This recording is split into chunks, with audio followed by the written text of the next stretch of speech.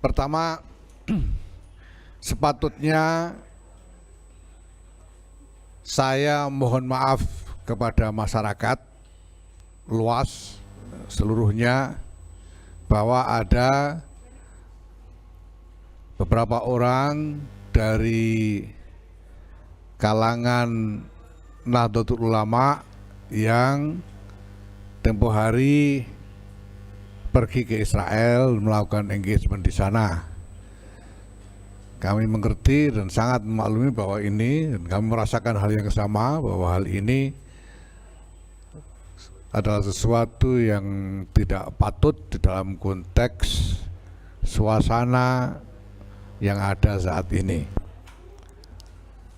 Nah, kami sudah mendapatkan konfirmasi dari lembaga-lembaga terkait di bawah PBNU ini, bahwa lembaga-lembaga ini yang personilnya ada yang berangkat ke Israel itu sama sekali tidak tahu menahu, tidak ada mandat kelembagaan, tidak ada pembicaraan kelembagaan, sehingga yang dilakukan oleh anak-anak yang berangkat ke Israel tempo hari itu adalah tanggung jawab mereka pribadi dan tidak terkait dengan lembaga. Nah,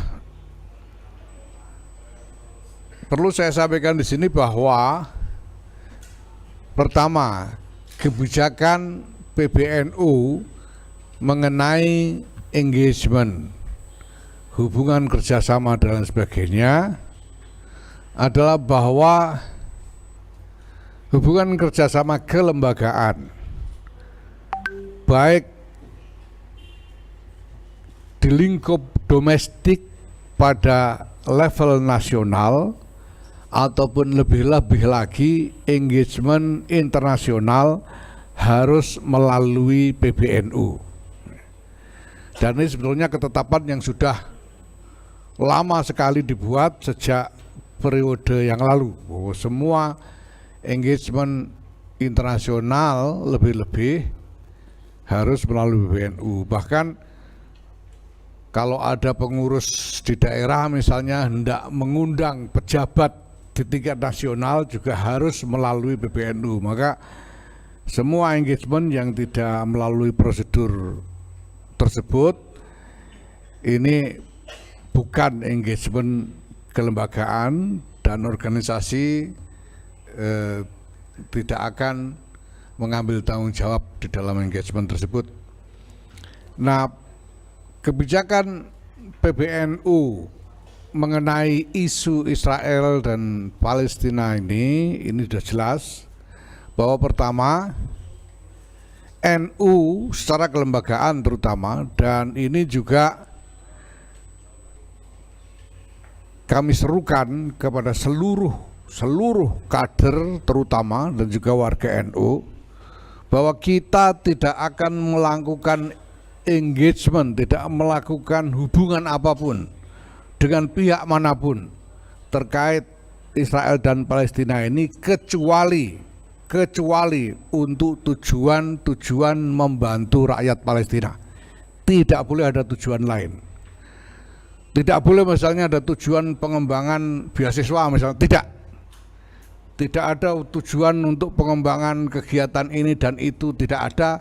Satu-satunya yang diperbolehkan adalah yang bertujuan untuk membantu rakyat Palestina. Itu satu-satunya yang diperbolehkan, dan ini harus dinyatakan secara eksplisit kepada semua pihak yang melakukan engagement.